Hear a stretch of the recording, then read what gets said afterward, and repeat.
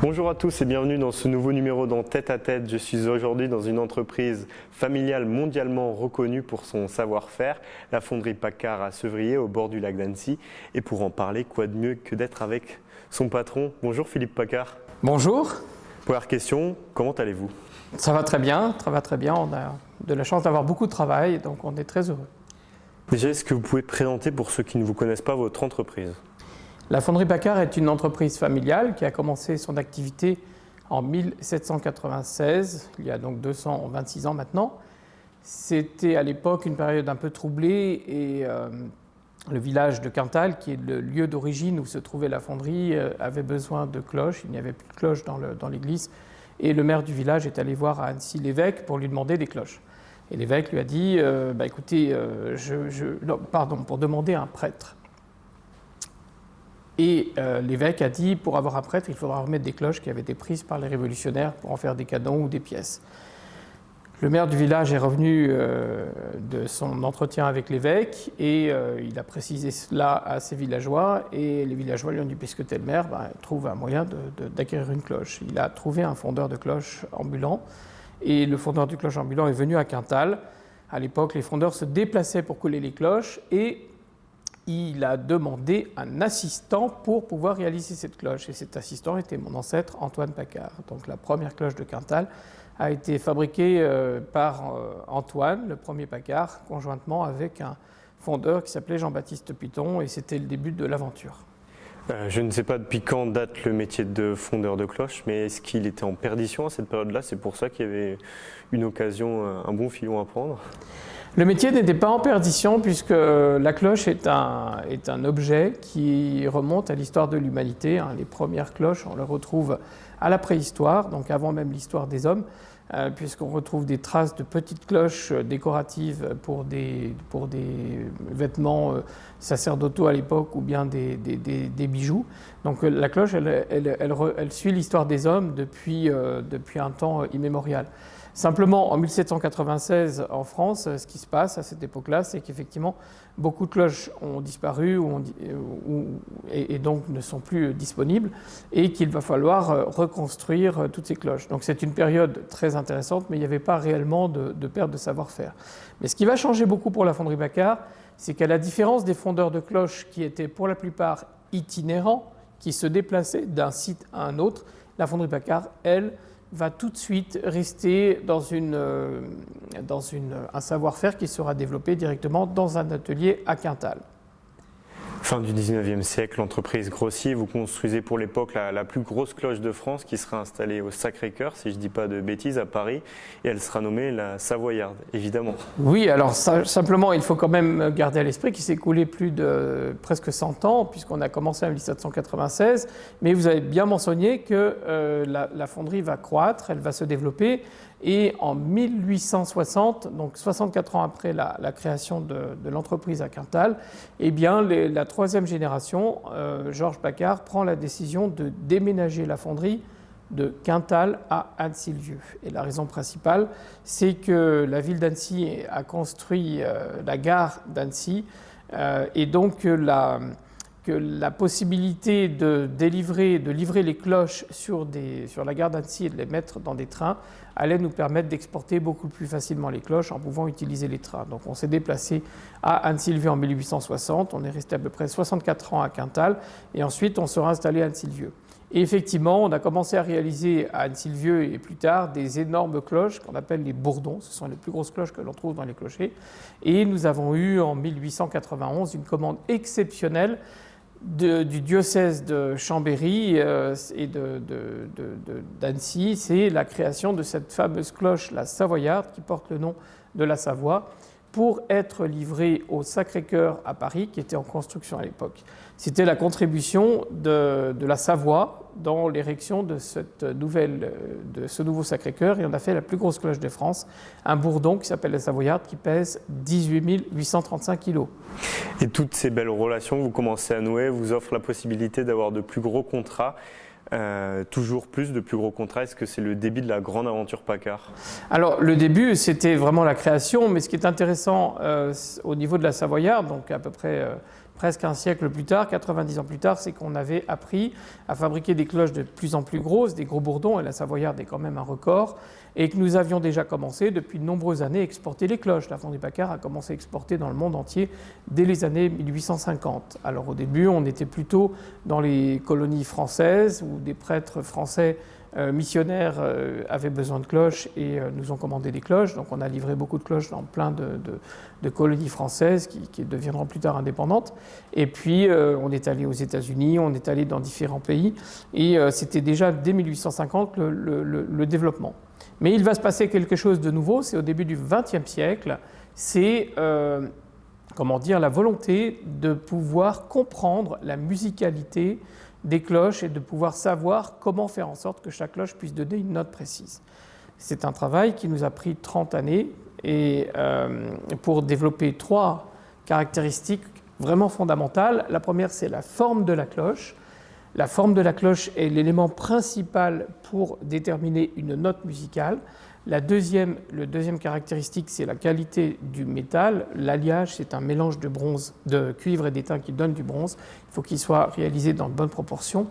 Et le troisième caractéristique, c'est la technique de l'accordage qui consiste à mettre la cloche à l'envers et venir enlever de la matière à l'intérieur de la cloche à des endroits précis pour modifier légèrement la forme de la cloche et lui donner une note parfaitement accordée et très juste.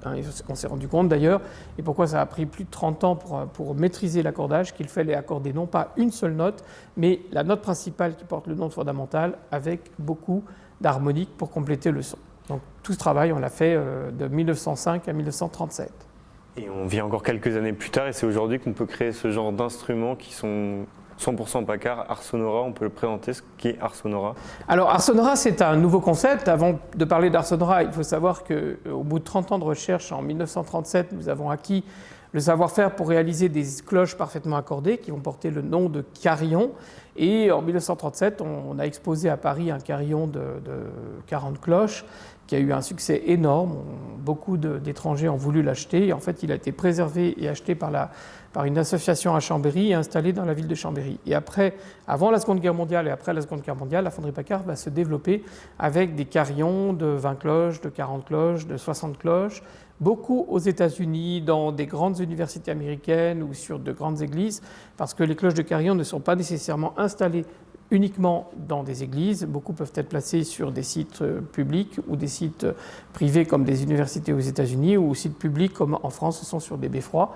Mais le carillon, il y a quelque chose de particulier. C'est un ensemble de cloches accordées qui est joué avec un carillonneur qui va jouer sur un clavier à coups de poing, c'est-à-dire qu'il va enfoncer des touches en bois et chaque touche en bois est raccordée par une transmission mécanique à un battant. Et le carillonneur, son savoir-faire, c'est de pouvoir jouer de la musique avec des cloches qui sont parfaitement accordées et une musicalité spécifique. Par contre, le carillon, les cloches se trouvent à l'intérieur d'un clocher, souvent sur un beffroi qui peut être en bois ou en métal, et ce beffroi est placé à l'intérieur du clocher. Les cloches ne sont pas visibles. Voilà. Alors, au début du XXe siècle et au début du XXIe siècle, la Fonderie Paccard s'est projetée dans une nouvelle vision de ce que pourrait être la cloche au XXIe siècle. C'est de se dire pourquoi faire en sorte que les cloches ne soient que placées à l'intérieur d'un clocher. Pourquoi ne pas les mettre en valeur à l'extérieur et faire en sorte que ces cloches deviennent, pourquoi pas une sculpture. Et nous avons réfléchi à l'idée de créer des sculptures musicales. Très rapidement, le nom de sculpture musicale n'était pas adapté, alors on a créé une marque qu'on appelle Ars Sonora, qui est un nom latin, l'art du son. Ars, ça veut dire art, et sonora, le son, l'art de la sonorité. On a volontairement choisi un nom latin pour pouvoir communiquer au niveau mondial et partir avec cette idée de sculptures musicales qui peuvent s'installer sur des espaces publics, privés, dans des jardins, dans différents endroits, pour créer vraiment quelque chose de nouveau. Et c'est avec Ars Sonora que vous avez eu votre plus gros contrat les années passées avec l'université de Tampa aux États-Unis. Plus de 63 cloches, si je ne dis pas de bêtises. Pourquoi vous aimez tant ces challenges aujourd'hui qui paraissent XXL pour une entreprise comme la vôtre? Alors, les projets Ars Sonora ont commencé avec des petites Ars Sonora en France. Très rapidement, on a réussi aussi à placer des Ars Sonora au Japon, dans des sites publics, par exemple des jardins, des places, ou alors sur des entreprises privées pour faire de l'animation. Et puis on a continué à développer Arsenora, mais on avait du mal à le proposer sur les États-Unis, jusqu'au jour où on a rencontré le président de l'université de Tampa qui était à la recherche d'un ensemble de cloches pour son université. Et quand on lui a présenté le concept Arsenora, il a vraiment flashé, il a trouvé ça que c'était extraordinaire. Et il s'est dit, dessinez-moi une Arsenora pour mon université, quelque chose qui pourra être à l'ambition de l'université. Je ne souhaite pas recréer un clocher traditionnel et le mettre au centre de mon université, mais votre idée d'Arsenora me plaît très bien. Alors on a conçu une Arsenora monumentale, gigantesque, qui mesure 33 mètres de hauteur. Elle est toute en acier inoxydable. Les cloches sont déposées à différentes hauteurs sur l'Arsenora et il y a effectivement 61 cloches sonnantes, 63 cloches visibles. Il y a 2 cloches en plus qui sont là juste pour l'aspect esthétique et pour embellir l'ensemble. Et c'est la plus belle Arsenora que nous ayons jamais réalisée. Et moi, ce que je ne comprends pas, c'est qu'aujourd'hui, quand on a ces créations aux 4 coins du monde, je me pose la question comment on fait pour garder son esprit familial du coup? Alors on arrive à le garder parce que l'entreprise reste petite, on a beaucoup de savoir-faire partagé. Et chacun des collaborateurs de l'entreprise s'est formé à plusieurs métiers. On a peu de personnel qui ne maîtrise pas 3 ou 4 métiers. Donc ça, c'est une grande force et qu'une entreprise familiale est capable d'offrir, d'avoir des personnes qui sont très très polyvalentes, donc qui enrichissent l'expérience et la capacité de l'entreprise à faire des grands projets. C'est des raisons pour lesquelles ça reste familial.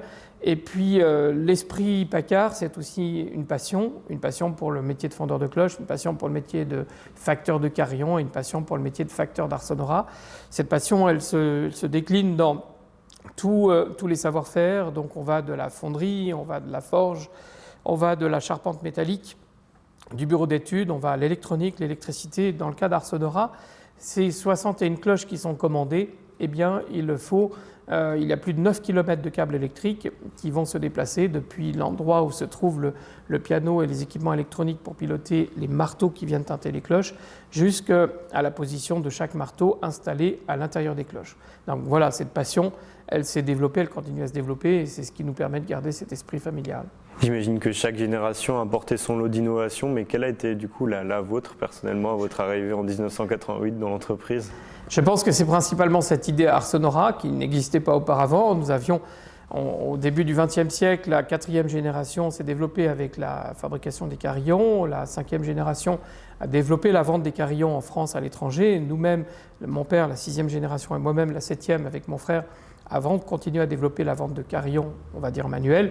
Mais notre génération, on a introduit un petit peu ce concept d'Arsenora et de sculpture musicale. Et voilà, c'est une autre étape pour l'entreprise. Et du coup, celle de vos enfants, on sait qu'ils se dirigent beaucoup plus aujourd'hui vers la technologie, l'ingénierie qui a encore pris une part plus importante, c'est ça? Alors oui, les enfants ou la 8e génération, et ce sont les enfants effectivement, sont très motivés par effectivement la technologie. Je pense que ce qui fait que l'entreprise peut durer, c'est toujours cette volonté à un instant précis de vouloir faire le meilleur de la technique à un instant donné. On veut toujours essayer de progresser et d'apprendre à faire des choses nouvelles. Le fait de vouloir faire le meilleur, ce n'est pas du tout un rejet de la tradition, à se dire on oublie la tradition, c'est de respecter la tradition dans le bon sens, c'est-à-dire qu'on appelle quelque chose de traditionnel lorsque cet objet a une très belle valeur, une valeur sentimentale ou simplement fonctionnelle, et très souvent un objet traditionnel a cette valeur, mais il ne faut pas oublier qu'au moment où il a été fabriqué cet objet, eh bien, les fabricants de cet objet, les compagnons, si c'est des compagnons, les artistes, ils ont toujours voulu faire le meilleur, et c'est toujours un peu cette volonté de faire pour le mieux qui motive nos personnels et bien sûr l'esprit familial. Et je ne doute pas que la 8e génération s'investira à trouver une idée, une approche qui pourra être complémentaire ou simplement ne serait-ce que développer la vente des Arsenora, parce que chaque génération n'invente pas toujours quelque chose de nouveau, mais par contre chaque génération apporte sa contribution, soit dans le développement commercial, soit dans la création de nouveaux produits, soit parfois dans les deux, et de toute manière il y a tellement de choses à faire qu'on trouvera toujours quelque chose à faire. Aujourd'hui, plus de 12 000 cloches sont sorties de vos usines depuis... Non, 120 000 cloches. 120 000 cloches à travers le monde entier. Ce qui fait une grosse différence, voilà, effectivement, pardonnez-moi. Jusqu'où vous allez aller? On continue jusqu'à ce que... Voilà, on essaye de continuer. Après, une entreprise familiale ou grande entreprise, c'est toujours comme un être humain. C'est fragile, elle peut disparaître du jour au lendemain. Il faut toujours travailler très fort, ce n'est pas toujours évident. L'entreprise a traversé et pourra retraverser des périodes difficiles. On a connu des situations très très compliquées, mais c'est comme la vie d'un être humain. On a des moments de joie, des moments de difficulté, et il faut arriver à les traverser. Alors on espère qu'elle pourra continuer dans cette voie et qu'elle trouve un peu son chemin dans l'avenir. Merci beaucoup Philippe Paccard de nous avoir reçus chez vous. Merci beaucoup. Eh bien, c'est la fin de ce nouveau numéro dans Tête à Tête. Je remercie Xavier Bouquet et Lola Corazac qui assuraient aujourd'hui la technique et je vous dis à très bientôt sur 8 Mont Blanc.